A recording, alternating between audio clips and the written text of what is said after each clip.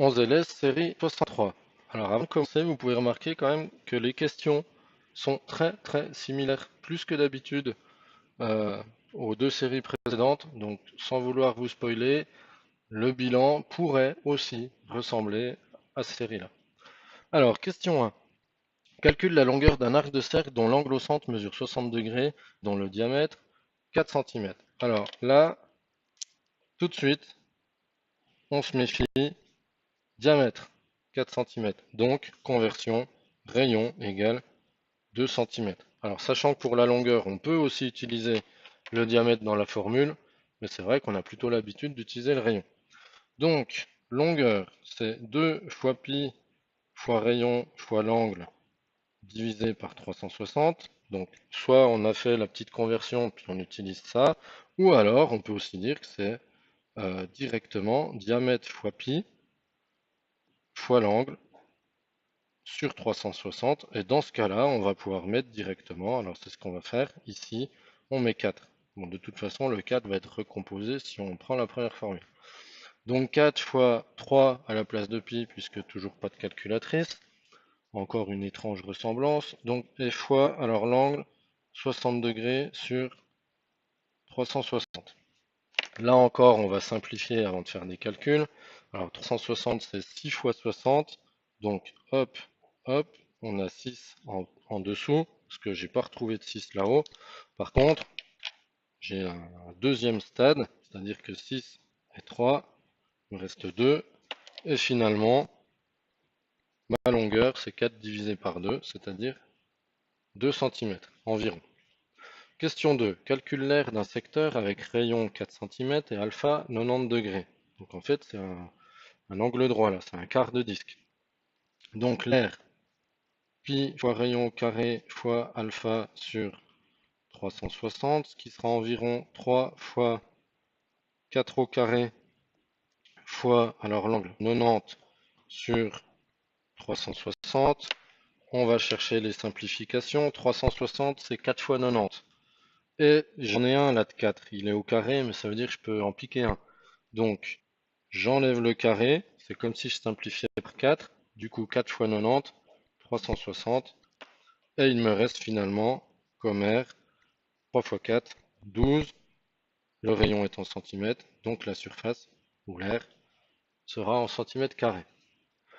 Question 3. Petite équation. Résout 3x plus 10 égale 5x plus 4. Donc, toujours pareil, on va voir qui va rentrer chez soi. Donc, 5x va rentrer chez lui. Donc ça nous donne à gauche 3x moins 5x, puisque changement de signe, égale, alors le 4, il est déjà à la bonne place. Par contre, le plus 10, lui, n'est pas à la bonne place. Il passe de l'autre côté. Ça devient moins 10. Ensuite, on réduit tout ça. Donc 3x moins 5x, ça fait moins 2x. 4 moins 10, ça fait moins 6. Alors dans ce cas-là, on peut soit casser le lien fort en disant que x, c'est moins 6 sur moins 2, ce qui est juste. Ou alors, c'est vrai que quand c'est déjà réduit et qu'il y a un moins de chaque côté, on peut aussi, en fait, on revient à tout multiplier par moins 1, on a le droit dans ce cas-là. Et à ce moment-là, on écrit directement que c'est égal à 6 sur 2. Ça reviendra au même, puisque ici, dans la fraction, on va pouvoir aussi ôter les moins. Dans tous les cas, ça nous donne 3, et donc la solution, c'est 3. Question 4. 40% de 400 francs. Donc là encore, prendre un pourcentage d'une quantité, c'est multiplier la fraction correspondante, donc 40%, 40 sur 100, par la quantité. Ici, simplification, 100, ça va se simplifier avec 400, il va nous rester 4, et donc 40 fois 4, 160. Et donc, c'est des francs. Et pour finir, encore une grosse expression à réduire avec des parenthèses. Les premières parenthèses, pas de puissance, pas de multiplication, rien du tout. Donc, on les enlève comme si de rien n'était. Donc, 6ax carré moins 2y carré z. Par contre, sur une parenthèse, on a un moins devant. Le moins qui va aller se combiner avec chaque signe du contenu de la parenthèse. Donc, moins 3ax carré, moins y carré z. Donc, ça devient plus y carré z, et puis moins y z carré, non, moins plus y z carré, pardon, ça nous donne ceci directement. Ensuite, ben, on va voir s'il y a des choses qui se ressemblent pour réduire un petit peu tout ça. Alors, du ax carré, on en a là. On en a là. Donc 6ax carré moins 3ax carré, il nous reste 3ax carré.